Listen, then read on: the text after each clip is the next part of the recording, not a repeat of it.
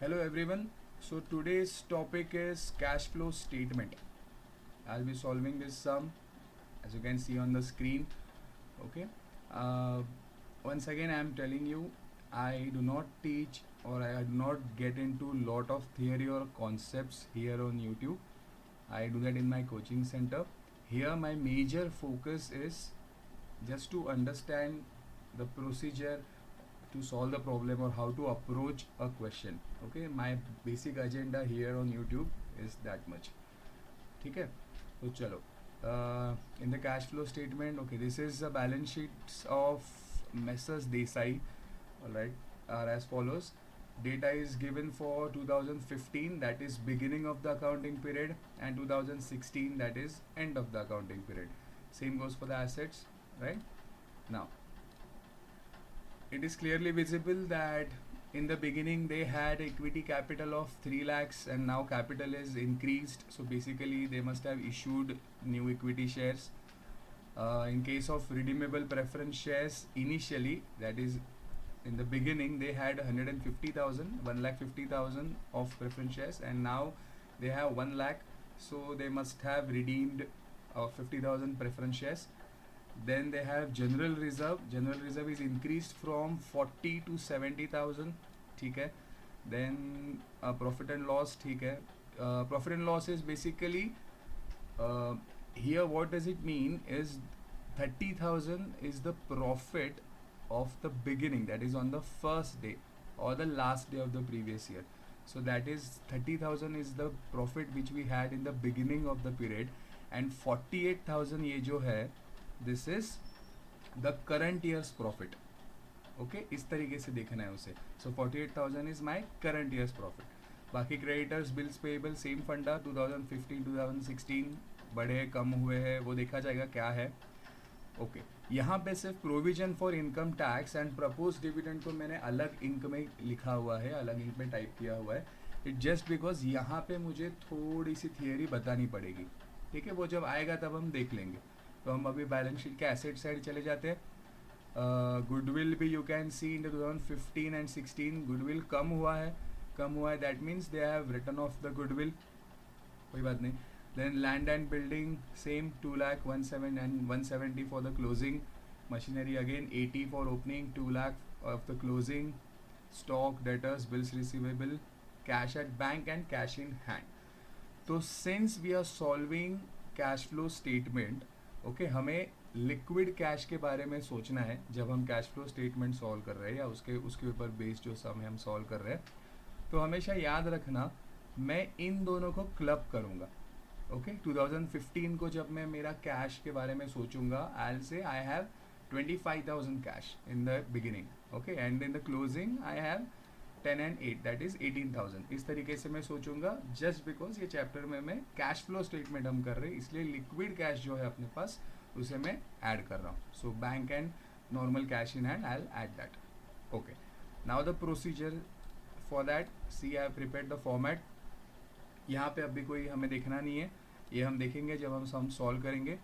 Basically इस सम में this is my method of solving. Okay, ऐसा ज़रूरी नहीं है कि इसी तरीके से हर कोई सिखाता होगा.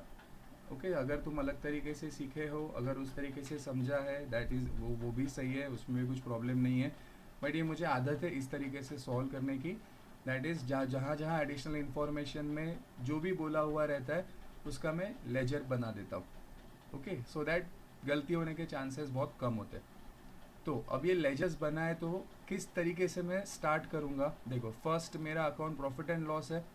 ठीक है, तो प्रॉफिट एंड लॉस में अगर जाऊँ तो मुझे फर्स्ट डे का प्रॉफिट पता है एंड अभी last day that is current year period का भी मुझे प्रॉफिट पता है. So what I will do is I will open the account, that is profit and loss में जाता हूँ.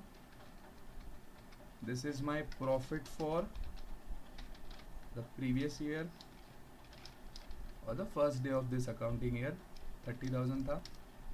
Okay, and then I have closing. Profit and loss थोड़ा बड़ा ही बनाना कि वो सब क्यों ऐसा है वो समझ जाएगा. ठीक है, चलो इतना कर देता हूँ. And then current year's profit.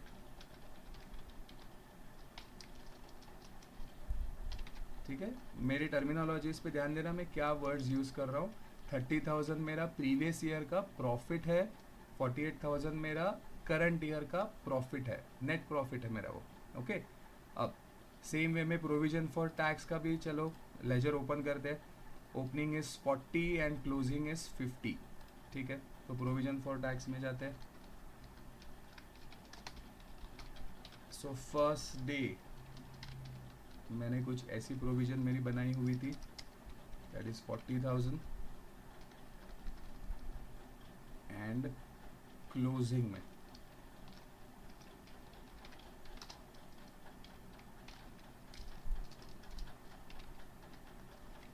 50 है ना, एक बार चेक कर लेता हूँ। 40 एंड 50 था ना, यस। सेम वे में propose dividend, okay, again 42 and 50। इस प्रपोज डिविडेंड पे हमें थोड़ी बात करनी पड़ेगी। सो प्रपोज डिविडेंड ओपनिंग था 42, ओके। ओपनिंग था इसका मतलब इस साल के फर्स्ट डे पे इतना प्रपोज्ड डिविडेंड ऑलरेडी था। प्रपोज डिविडेंड था मतलब कंपनी ने ये कहा था कि हम इतना आपको डिविडेंड दे सकते हैं या देना चाहते हैं। कौन सा? 42 का। एंड अभी कितना अनाउंस हुआ है? 50। सो करंट ईयर का propose dividend is 50 and previous year का प्रपोज डिविडेंड इज 42। सो ये 42 से लेके 50, इसके बीच में 12 महीने की गैप है। ओके, अब नेक्स्ट क्या है, हमने एक लैंड एंड बिल्डिंग भी बनाया है, ठीक है, बिकॉज उस पर एडजस्टमेंट्स थी। Land and building 2 lakh and 1,70,000। All right, तो लैंड एंड बिल्डिंग भी ओपन कर लेते हैं। एसेट है ना, will start on the debit side, 2 lakhs and closing. Closing कितना दिया है? 170 था, बाय बैलेंस कैरिड डाउन, ठीक है, 170। मशीनरी भी बैलेंसेस ओपन कर लेता हूँ।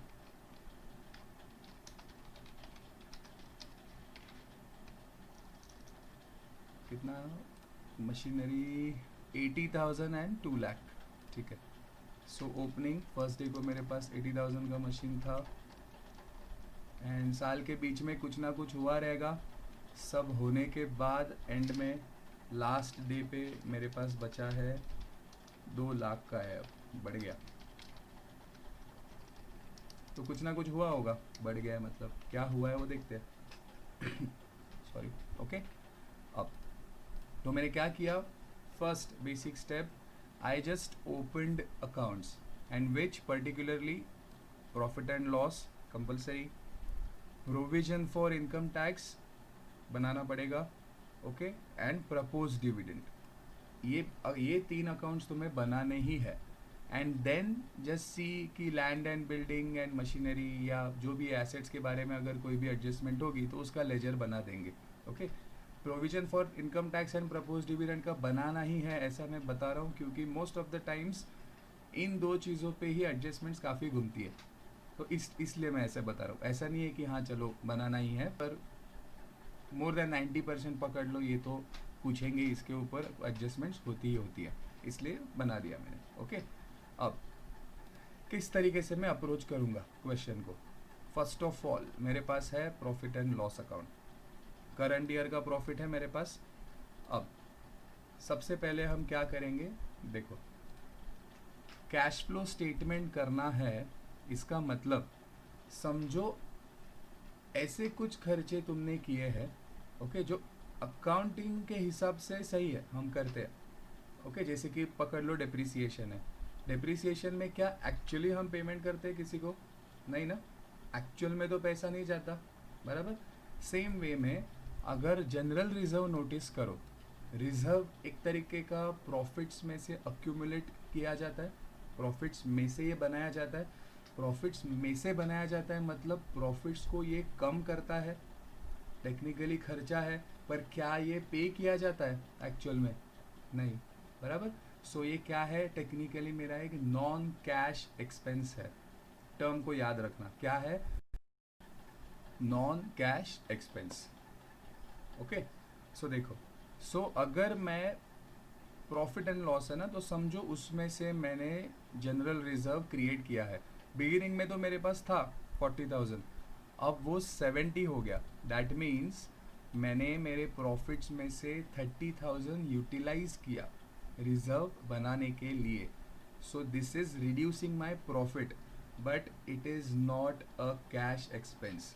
Okay, since it is a non cash expense, तो AS3 अकाउंटिंग स्टैंडर्ड 3 के हिसाब से हमें क्या करना पड़ता है, अगर ऐसे कोई खर्चे हैं और अगर तुम कैश फ्लो स्टेटमेंट बना रहे हो, तो ऐसे कोई खर्चे हैं जिसमें एक्चुअल पेमेंट नहीं हो रही है, पर ये चीज़ें तुम्हारे प्रॉफिट्स कम करते हैं, क्योंकि प्रॉफिट्स में से कुछ हिस्सा बाहर निकल के रिजर्व बनाया गया है। तो in that case add all such items, क्योंकि हमें सिर्फ और सिर्फ कैश रिसिट्स और कैश पेमेंट्स पे ध्यान देना है। तो अगर ये कोई कैश पेमेंट नहीं है, इसलिए हम इसे ऐड बैक कर रहे हैं। तो अपने प्रॉफिट्स में से इस साल यूज़ हुआ था 30,000 रुपया, ठीक है। अब कई बार बहुत सारे बुक्स में या बहुत सारे टीचर्स क्या करेंगे, ये जो मैं यहाँ पे कर रहा हूँ अकाउंट क्रिएट करके, बहुत बार इस स्टेटमेंट में ही इसे रिकॉर्ड करते हैं। दोनों वे से रॉन्ग नहीं है, इस तरीके से मुझे सॉल्व करने की आदत है, इसलिए मैं करता हूँ। लेजर्स बनाने की आदत है पहले से, तो इस तरीके से मैंने किया। नेक्स्ट अब जाते हैं, तो जनरल रिजर्व समझा होगा, सेम वे में। अब provision for income tax. Okay, provision for income tax में स्टार्टिंग में मैंने प्रोविजन बनाई हुई थी 40,000 की, एंड इस साल मैंने प्रोविजन बनाई है 50,000 की। ओके, ये तो ठीक है। अब बट नीचे आओ जरा, एडिशनल इन्फॉर्मेशन में क्या लिखा है देखो, कि इस साल मैंने 35,000 का इनकम टैक्स पे कर दिया है। ओके, समझ लेना अब मैं क्या कर रहा हूँ। तो मेरे पास एक प्रोविजन फॉर टैक्सेशन अकाउंट है ओपनिंग में, मतलब पिछले साल का एक 40,000 ऑलरेडी आ गया है, आगे कैरी फॉरवर्ड हो गया है, एंड इस साल एक नई प्रोविजन बनी, दैट इज़ 50,000 की। वो तो ठीक है, पर ओपनिंग में ऑलरेडी मेरे पास एक 40 की प्रोविजन है ना। तो अब मैं क्या करूँगा, एडिशनल इन्फॉर्मेशन के हिसाब से इस साल हमने 35,000 की पेमेंट कर दी है एज इनकम टैक्स। तो अगर पे कर दिया है, I will come to provision for taxation account and I will just pay इस साल जितना पे किया है। तो टू बैंक कर देता हूँ, एंड कितनी पेमेंट की है मैंने, 35,000। ओके, अब और कुछ टैक्स के बारे में कहा नहीं गया है, तो हम लेजर को क्लोज कर सकते हैं। अब कैसे करेंगे देखो, सो बेसिकली टोटल मेरा हो गया 85,000, है ना। तो देयर इज सम डिफरेंस, वो तो हम निकाल सकते हैं। डिफरेंस कितना दिख रहा है, 45,000, ठीक है।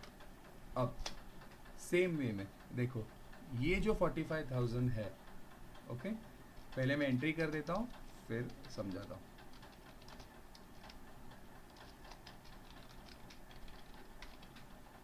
अगेन ये जो अभी 45,000 रह गया, इसको सेम जैसे मैंने जनरल रिजर्व के बारे में बताया, उसी तरीके से प्रोविजन भी बनती है अपने प्रॉफिट्स में से। ओके, सो ये जो प्रोविजन बनी उसके वजह से मेरे प्रॉफिट्स कम हुए रहेंगे। ओके, सो अगर कम हुए रहेंगे, I have to add it back. Add to what, add to current year's profit. Why current year's profit, because हम कैश फ्लो कौन सा बना रहे हैं, 2016 का, तो हमें इस करंट ईयर के हिसाब से जाना है। यहाँ पे लिख देता हूँ to provision for taxation. Provision for tax भी बोल सकते हैं, कुछ रॉन्ग नहीं है। तो कितना बचा अपने पास, 45। तो we basically are adding it back. Okay, ये सिर्फ इसमें थोड़ा सा कंफ्यूजन क्या होता है बहुत बार, यहाँ जो मैं प्रॉफिट एंड लॉस अकाउंट में डेबिट करते जा रहा हूँ, उसको सोचते वक्त कैसा सोचना है कि करंट ईयर का प्रॉफिट है मेरे पास, सो ये जो नॉन कैश एक्सपेंसेस है, जो मेरे प्रॉफिट्स में से पैसा साइड में रखा जा रहा है, इस सारे खर्चे को मैं क्या कर रहा हूँ, करंट ईयर के प्रॉफिट्स में ऐड करते जा रहा हूँ। ओके, क्योंकि मुझे सिर्फ और सिर्फ कैश में पे किए हुए चीज़ें या कैश में मिला हुआ इतना ही सोचना है जब मैं कैश फ्लो स्टेटमेंट बना रहा हूँ। ओके, अब बढ़ते हैं आगे। तो अपना सेकेंड वर्किंग नोट भी कंप्लीट हो गया। Now I will go to propose dividend. इस पे अभी ज़रा बात करते हैं। प्रपोज डिविडेंड, ठीक है, ये हमने लिख दिया है कि फर्स्ट ऑफ ऑल 42,000 है, फर्स्ट डे था, अभी 50 है।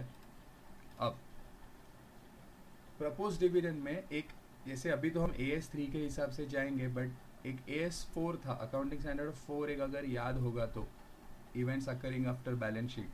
तो इसमें कैसे अभी सोचना है, देखो फर्स्ट डे को 42,000 का डिविडेंड कंपनी प्रपोज कर चुकी है, that is they are willing to give that. तो अब कैश फ्लो स्टेटमेंट करते वक्त, okay, provided shareholders approve, तो क्या होगा, कंपनी सबसे पहले इस डिविडेंड को पे कर देगी।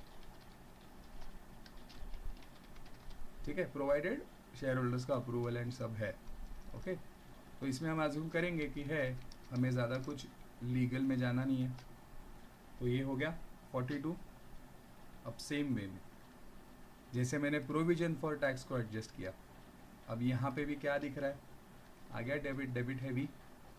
So basically now I have how much, 92।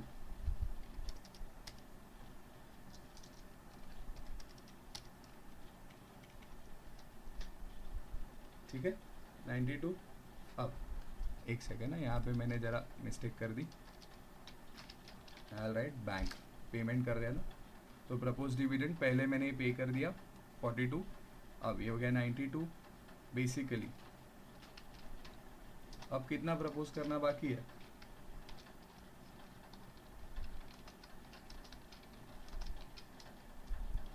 तो शायद हम सही कर रहे हैं, आ गया 50। और अपने क्वेश्चन के हिसाब से कितना प्रपोज का किया है इस साल, 50 ना, तो इस साल 50 अगर प्रपोज कर दिया है, तो चलो सेम वे में यहाँ पे रिकॉर्ड कर देता हूँ।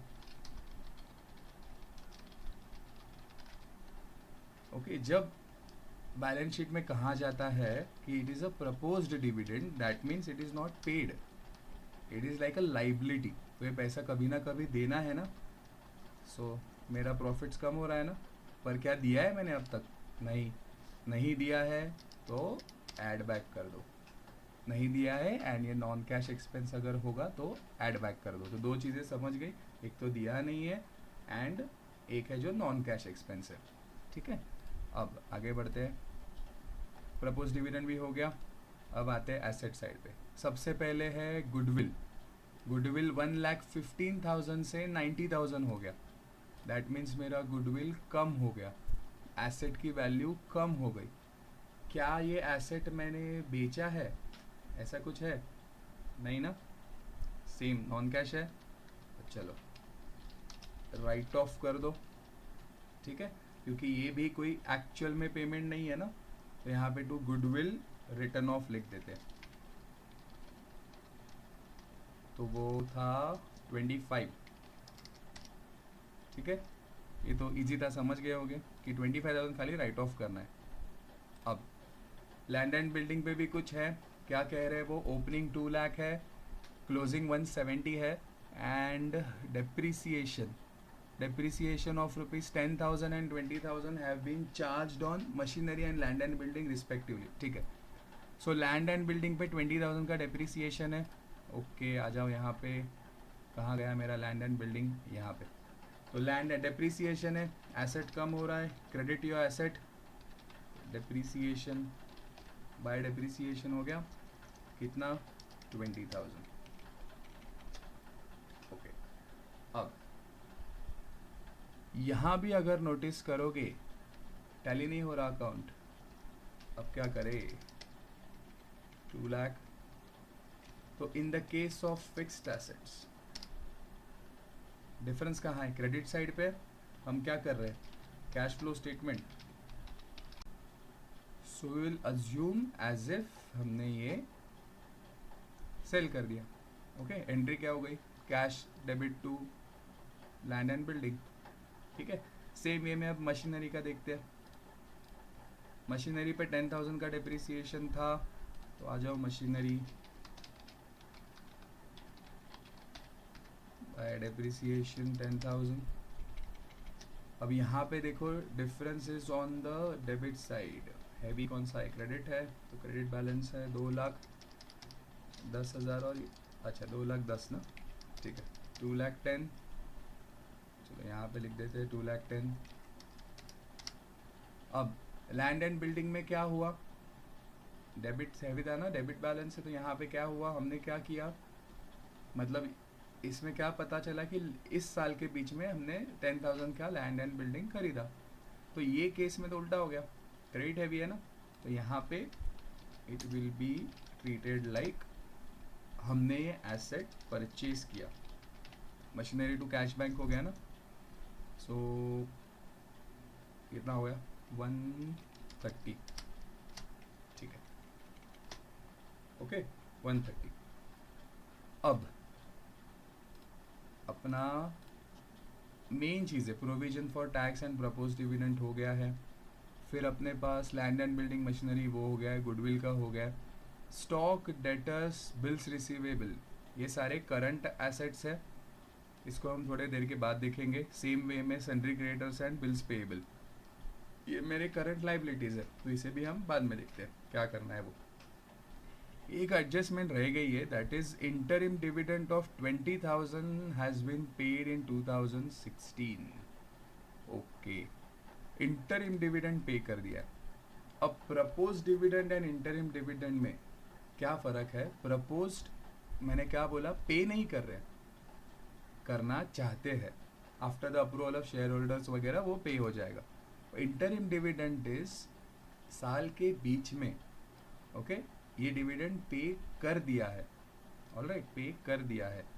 अब पे कर दिया है मतलब 2 पीरियड्स यानी ओपनिंग एंड क्लोजिंग अपने पास है, इसके बीच में ये पेमेंट हुई है ना इंटरिम डिविडेंड की. ओके, उसको आर्टिकल्स ऑफ एसोसिएशन एंड उसका सब लगता है अप्रूवल वगैरह, बट हमें क्या देखना है? ये इंटरिम डिविडेंड पे हो चुका है. अब यहाँ पे देखो थोड़ा गड़बड़ हो सकता है, ये समझाता हूँ क्या है.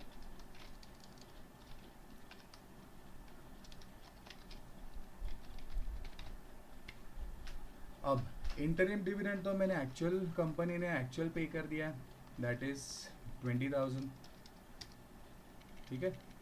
अब कैश फ्लो स्टेटमेंट जब स्टार्ट होगा तब ये मैं बता दूंगा ये हमने क्यों पे कर दिया अभी, और यहाँ पे हमने क्यों रिकॉर्ड कर दिया इंटरिम डिविडेंड. एक बता देता हूँ. चलो, अपने सब लेजर्स तो हो गए अभी चारों, वर्किंग नोट से रिलेटेड जो भी था वो सब हो गया. अब 3 चीज़ें, जैसे अगर तुम्हें थियरी आती होगी चैप्टर की तो 3 चीज़ें हमें पता है. कैश फ्लो में बेसिकली 3 चीज़ों का पैसा रिकॉर्ड किया जाता है, that is cash flow from operating activities, that is operations, business के नॉर्मल ऑपरेशंस में जो जो कैश इनफ्लो है आउटफ्लो है उस हिसाब से. फिर एक होता है cash flow from investing.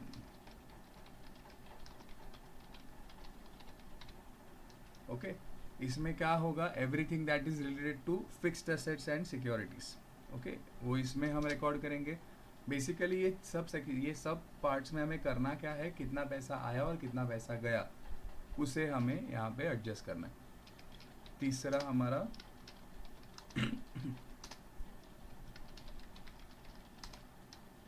Financing activities, that is everything related to share capital, redemption, issue of new shares in case of bonus वगैरह वगैरह, whatever is related to the finance part, वो सब हम इसमें देखेंगे. ओके. अब dividend जो है it is related to which dividend I am saying internal, ये interim dividend, this is related to the share capital, right, share holder से रिलेटेड है. सो क्या ये फाइनेंसिंग एक्टिविटीज़ में आएगा? ऑब्वियसली रिलेटेड टू इक्विटी और ये सब है ना, तो फाइनेंसिंग एक्टिविटीज़ में इंटरिम डिविडेंड आएगा एज कैश आउटफ्लो. कंपनी ने पे कर दिया, कंपनी के एंगल से सोच रहे हो, मतलब फाइनेंसिंग एक्टिविटी के अंदर ये पैसा गया ना, पे हो गया। तो फाइनेंसिंग एक्टिविटी जब आएगी तब हम देखते हैं वो माइनस होने वाला है, क्योंकि आउटफ्लो है, हम लोग पे कर रहे हैं। But to get the exact cash, okay, exact cash in the operating activities, what we do, first we add the payment of interim dividend to the current year's profit. Got it? current year के profit में interim dividend add करेंगे. later on in the financing activities we will show कि interim dividend pay हो चुका है. ये कैसे दिखाएंगे, ये मैं वहाँ पे जब हम स्टेटमेंट पूरा कंप्लीट करेंगे तब दिखाता हूँ. ठीक है? सो अब हमारा सब कुछ हो गया है, एक खाली प्रॉफिट एंड लॉस क्लोज करना बाकी है. तो मैं जनरली इस तरीके से करता हूँ, पहले सब कुछ जो वर्किंग से रिलेटेड है, वर्किंग नोट्स जो भी है वो सब मैं पहले हमेशा क्लियर कर देता हूँ, एंड उसके बाद फिर हम आराम से एक एक step by step statement complete कर सकते हैं. So I just add everything. Let's see total कितना है. 95, 25, 45, 45 एंड एक 48,000.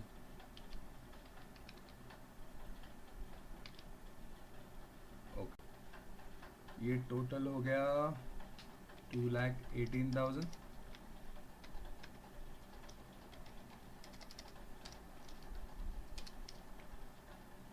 ठीक है. सो बेसिकली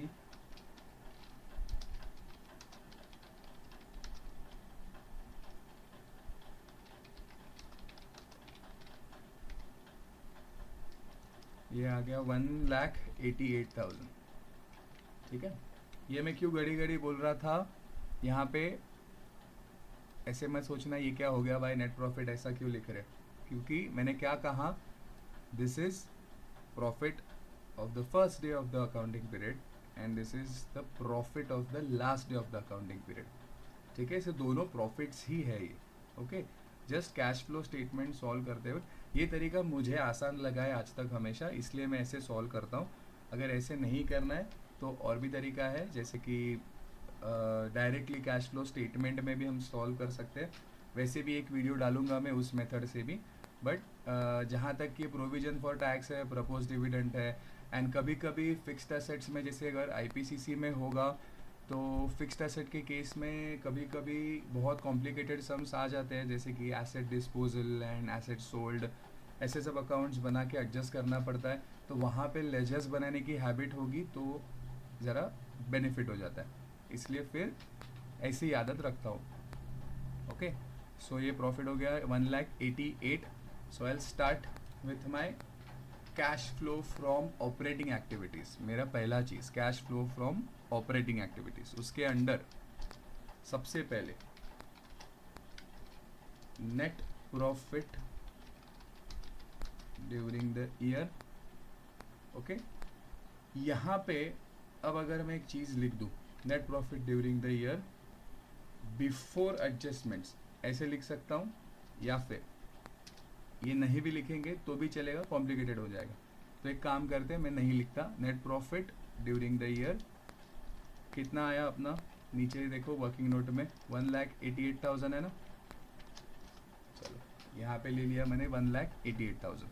अब एक चीज़ अगर नोटिस करोगे तो देखो, जो एडजस्टमेंट्स में एक्सपेंसेस थे ना, 10,000, 20,000, ये जो भी था डेप्रीसिएशन का, वो मैंने यहाँ लिया नहीं है प्रॉफिट एंड लॉस अकाउंट में, क्योंकि मैं यहाँ पे जनरली क्या करता हूँ, जो बैलेंस शीट में जो अपनी existing first day and last day का जो हमें बैलेंस शीट दिया हुआ है, उन बैलेंसेस को एडजस्ट करने के लिए मैं वर्किंग नोट बनाता हूँ, एंड जो एडिशनल इंफॉर्मेशन में दिया हुआ है that I adjust here bye, वहाँ पे मैं लिख देता हूँ एडजस्टमेंट फॉर. ठीक है, ऐसा ही करना चाहिए, ऐसा कोई ज़रूरी नहीं है.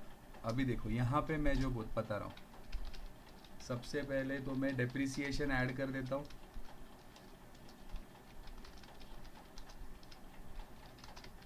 क्योंकि फिर से एक बार डेप्रिसिएशन क्या है, नॉन कैश है ना.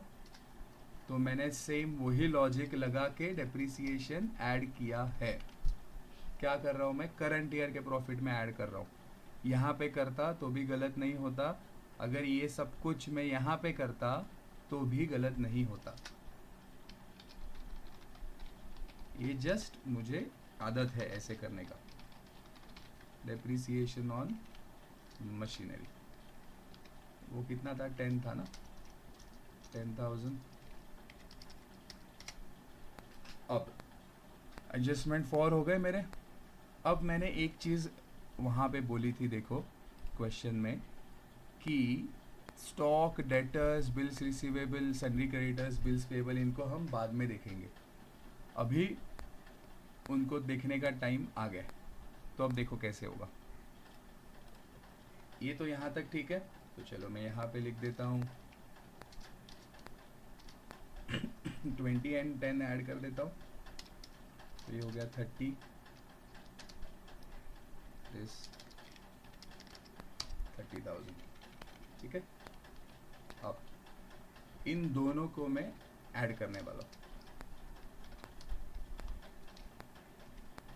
अब देखो 188 एंड 30, दैट इज 2,18,000, ठीक है। तो अब देखो 2,18,000 जो आएगा, I will call it cash flow from operating activities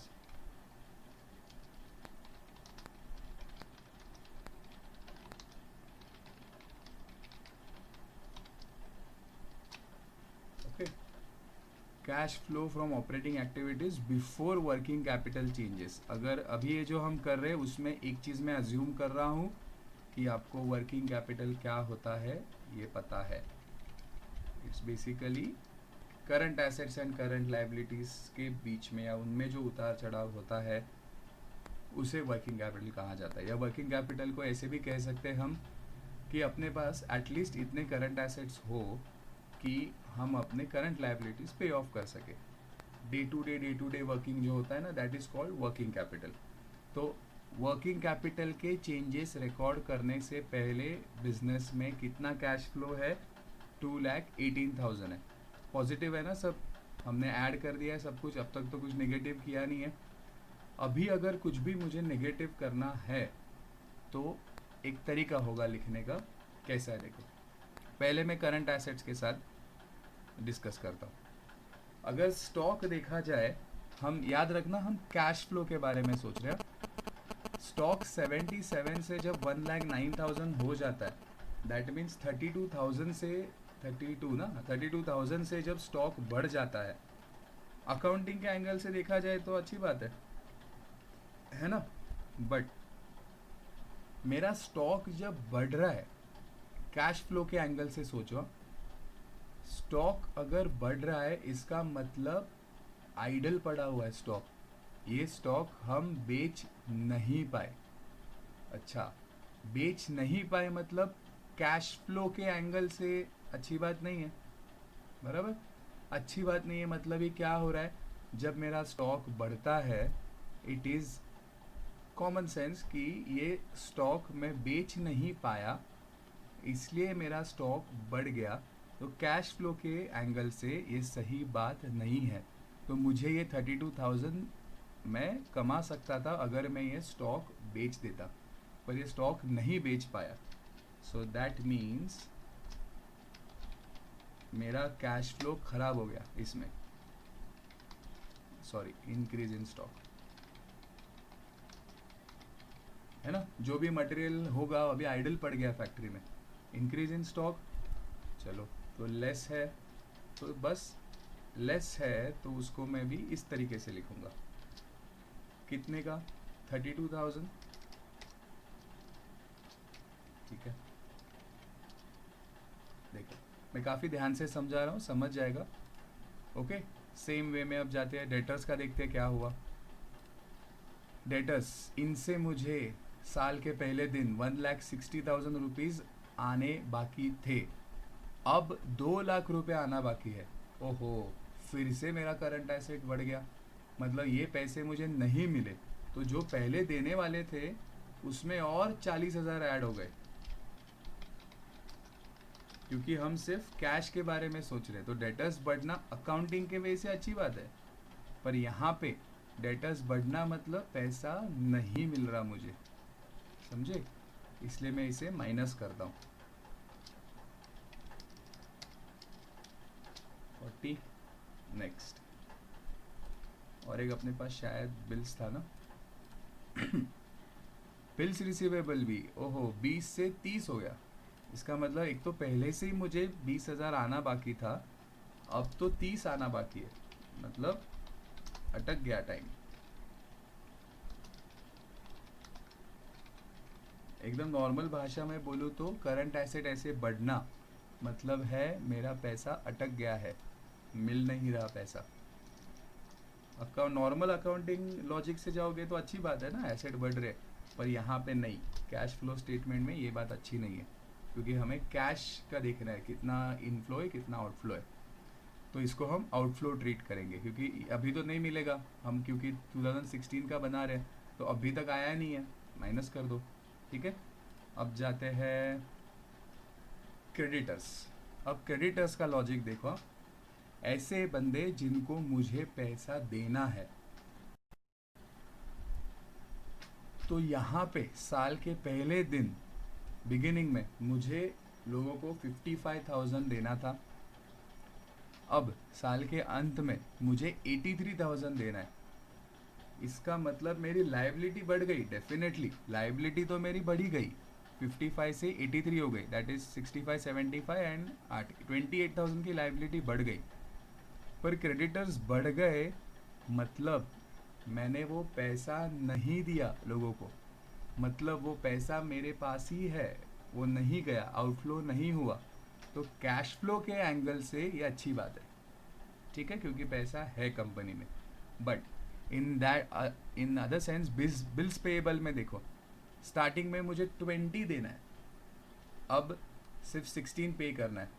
इसका मतलब मैंने 4,000 पे कर दिए, मतलब कैश फ्लो अच्छा नहीं है, गए पैसे। पर मैं यहाँ क्या लिखूँगा, डिक्रीज हो गए ना, decrease in bills payable. Okay, पैसा गया, 4,000 था ना, 4,000,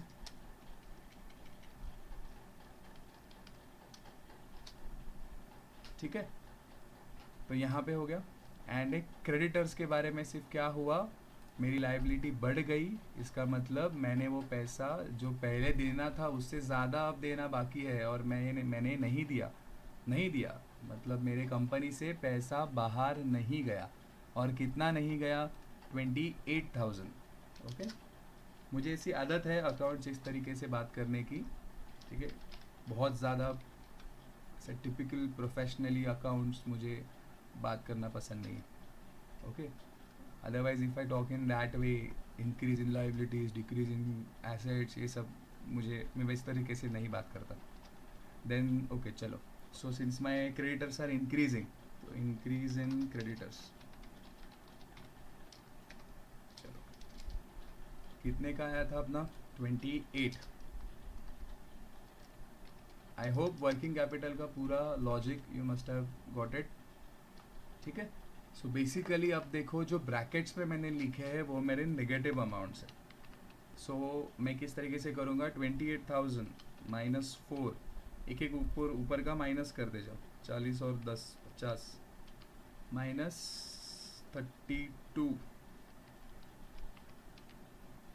so that comes to -58. I'll just check once again, 28 minus 14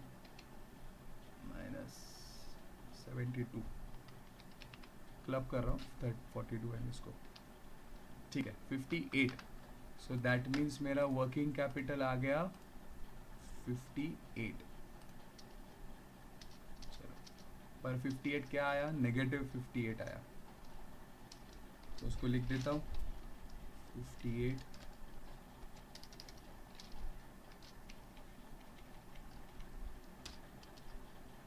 okay 58 हो गया। अब देखो पहले तो मुझे पता था cash flow from operating activities before working capital changes, ये पता चल गया। अब वर्किंग कैपिटल में that is current assets and current liabilities में क्या क्या चेंजेस हुए वो भी हमने सब रिकॉर्ड कर दिए, वो भी हमें पता चल गए। 58 पर 58 नेगेटिव है, ठीक है।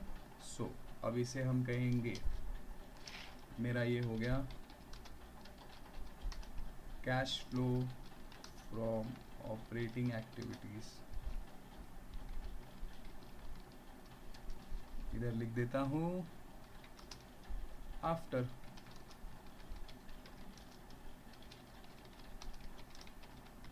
Working capital changes. अब ये कितना हो गया, I will just keep it bold, तो यहाँ पे आपको समझते वक्त अच्छा रहेगा। सो अभी क्या करना है, 218 जो मेरा पहला अमाउंट था that is before working capital, उसमें से वर्किंग कैपिटल के चेंजेस हटा दो। सो बेसिकली वो हो गया 218 है ना ये, सो इट्स एग्जैक्टली 1,60,000 पॉजिटिव आएगा ना, क्योंकि 2,18 मेरा पॉजिटिव है एंड देन 58 है। सो इसे बस बोल्ड करके रखता हूँ, हमें इन चीज़ों पे ध्यान देना है, ठीक है। वरना ठीक है चलो इसको कर देते हैं बोल्ड, कोई बात नहीं।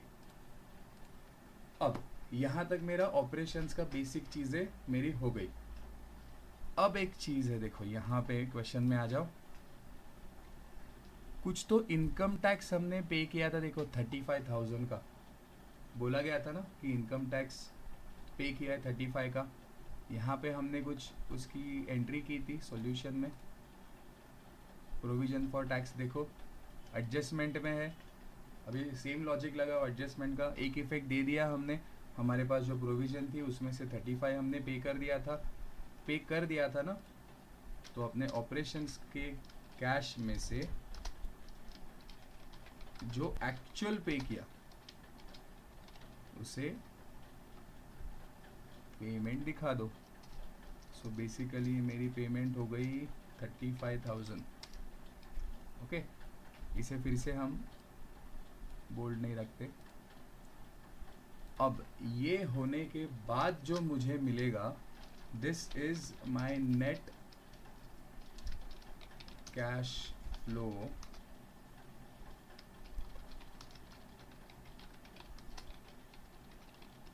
From operating activities, okay. तो क्या करना है हमें, 160 minus 35, so basically that is 125। तो इसे भी बोल्ड कर देता हूँ, ओके। ये अपना फर्स्ट हो गया कैश फ्लो का first important part, that is operations में कितना पैसा आया कितना गया वो सब हमने रिकॉर्ड कर दिया। अब बढ़ते हैं नंबर 2,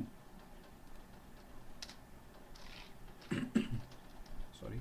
तो ऑपरेटिंग कैश फ्लो के बाद अभी हम करेंगे cash flow from investing activities, okay. Investing के बारे में मैंने क्या कहा था, everything that is related to fixed asset, again inflows and outflows, fixed assets and securities, investment, ये सब। तो हम लोग अभी सिर्फ उसके बारे में देखने वाले। तो we had to deal with 2 fixed assets in the solution, that is you can see land and building and machinery. So let's see what we have done here. So basically आ गया, so देखो land and building के case में we had sold land and building, okay. Sale किया, अच्छी बात है ना, कैश फ्लो के हिसाब से सोचो, सेल किया,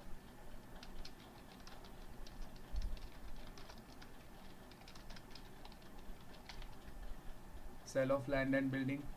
अगर मैं बेच रहा हूँ इसका मतलब है पैसा मिल रहा है, कैश फ्लो के एंगल से अच्छी बात है, 10,000। देन और एक एसेट था अपने पास, वी हैड मशीनरी का कुछ तो, हाँ मशीनरी के केस में oh we had bought a machine of 1,30,000, cash flow के एंगल से अच्छी बात नहीं है। क्यों अच्छी बात नहीं है, पैसा बाहर जा रहा है, वो भी कितना 1,30,000। चलो कर दिया रिकॉर्ड। अब तो बेसिकली मैं यहाँ पे लिख देता हूँ। अब ये दो ही एडजस्टमेंट्स थी ना इसमें, तो so this will be my net cash flow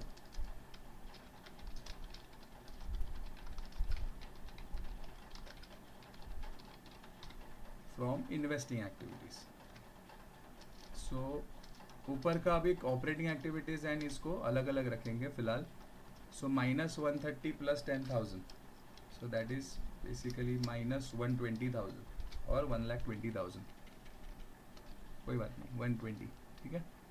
इसे भी बोल्ड कर देता हूँ। Second stage over. अब हमें करना है तीसरा, दैट इज फाइनेंस।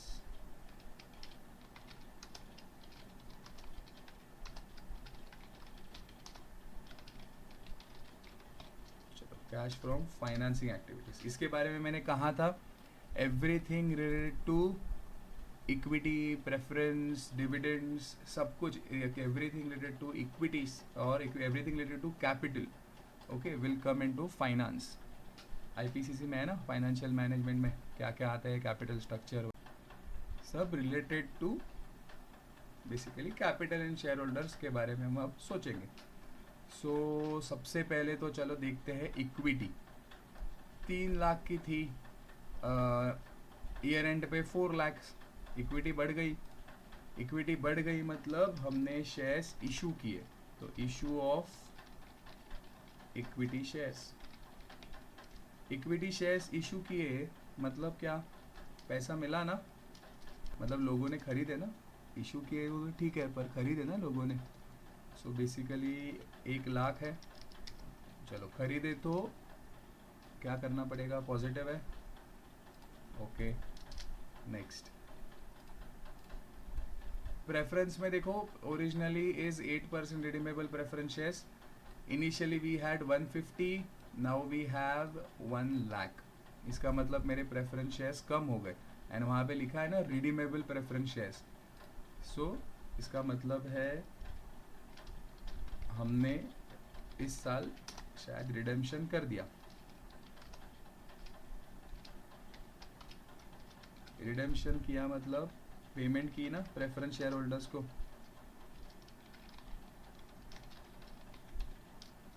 सो कितना 150 का था एंड 1 लाख हो गया। सो बेसिकली हमने टोटल पेमेंट की होगी 50,000 की।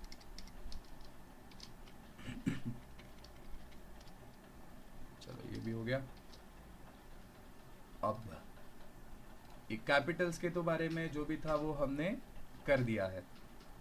अभी क्या है, अभी देखना है हमें डिविडेंड के बारे में क्या क्या हुआ है। देखो इनकम टैक्स के बारे में तो हमने एक एंट्री कर दी है कि इनकम टैक्स पेड है ना, यहाँ से सब कुछ कर दिया प्रोविजन फॉर टैक्सेशन में। पर प्रपोज डिविडेंड के बारे में अगर देखा जाए तो देखो सबसे पहले तो हमने जो साल के बिगिनिंग में जो प्रपोज किया हुआ था and after approval of the share holders, and उसके बाद we have paid this 42,000। Okay, so this is the payment of proposed dividend.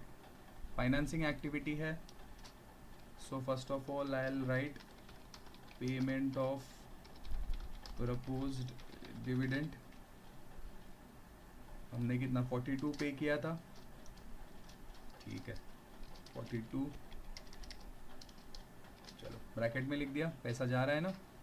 And और एक चीज़ मैंने कुछ कही थी इसके बारे में प्रॉफिट एंड लॉस में, कि first we add the interim dividend to the current year's profit and then we show in our financing activities that we have paid the interim dividend also.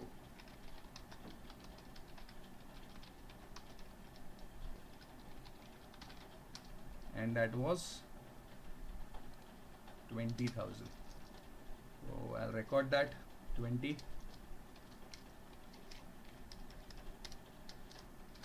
Okay, ये हो गया। और कुछ finance में नहीं था, एक बार देख लेता हूँ। टैक्सेशन हमने पहले ही ऑपरेटिंग में से हटा दिया है। 42 हो गया, देन लैंड एंड बिल्डिंग वो इन्वेस्टिंग में हो गया वो सब। एक इंटरिम डिविडेंड बचा था खाली, वो हम लोग ने यहाँ पे 20,000 पे कर दिया, ठीक है। तो अब क्या बचा, तो ये है मेरा net cash flow from financing activities. Okay चलो, तो बेसिकली टोटल कितना हो गया देखते हैं। I just add everything. So 1 lakh एक ही पॉजिटिव है एंड उसके बाद सब कुछ नेगेटिव है, तो वैसे ही जाते हैं। 1 लाख -50 -42 -20, सो इट्स बेसिकली -12,000 का हमारा नेगेटिव 10,000 का कैश फ्लो है फ्रॉम फाइनेंसेस। ये 12,000 कर दिए, इसे भी बोल्ड कर देता हूँ। ओके अब जो तीन चीज़ें मेन थी कैश फ्लो स्टेटमेंट में वो हमारी सॉल्व हो गई। That is we now have calculated the cash flow generated from the operations, cash flow generated from the investments or in the investing decisions, and the cash flow that was generated from financing activities. अब इन तीनों को जो ये जो bold में लिखा हुआ है, पॉइंट नंबर 1 का आंसर, पॉइंट नंबर 2 का आंसर एंड पॉइंट नंबर 3 का आंसर, इनको हमें कंपेयर करना है। सो इफ़ यू नोटिस, देखो cash flow from operating activities मेरा पॉजिटिव है, दैट इज़ 1,25,000 है, okay. But cash flow from investing negative है, 120 कर दिया। And cash flow from financing again negative है, माइनस कर दिया फिर से। सो बेसिकली अगर मैं तीनों को 125 -120 -12 अगर मैं करूँ, सो मेरा क्या दिख रहा है, कैश फ्लो मेरा नेगेटिव दिख रहा है। नेगेटिव दिख रहा है मतलब this is my net decrease in the cash and cash equivalents. So कितना डिक्रीज हुआ, 7,000 डिक्रीज हुआ है, ठीक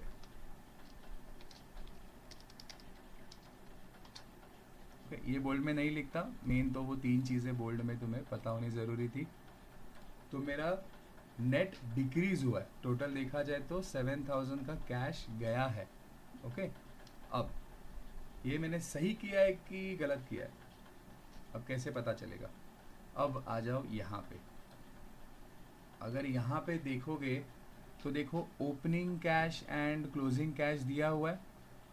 तो मैंने जैसे शुरुआत की थी सम की, तब मैंने कहा था since it is a cash flow statement I will club the cash at bank and cash in hand. So opening में, that is in the beginning,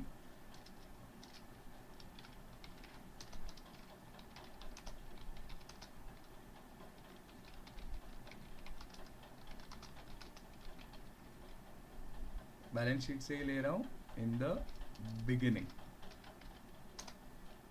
तो देखो in the beginning मेरे पास कितना था, 25, देखा ना बैलेंस शीट में मैंने वो ऐड कर दिया था, 10,000 एंड 15,000 ऐड किया मैंने, cash at bank and cash in hand. 25 मेरा बिगिनिंग में था, फिर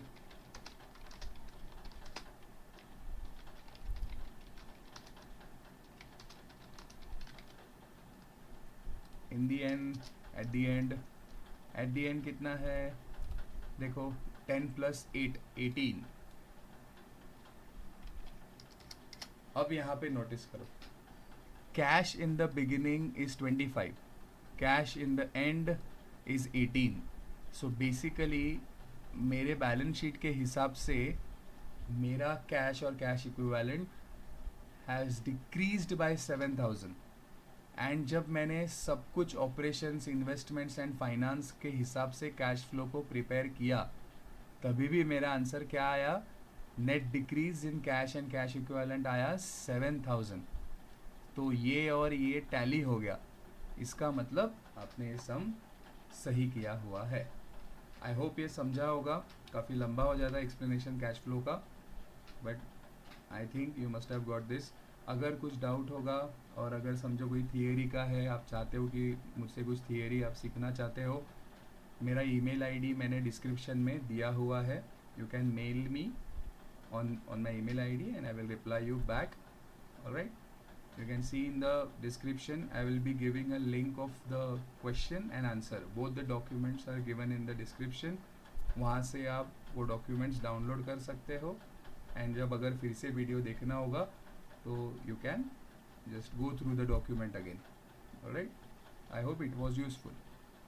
Thank you so much.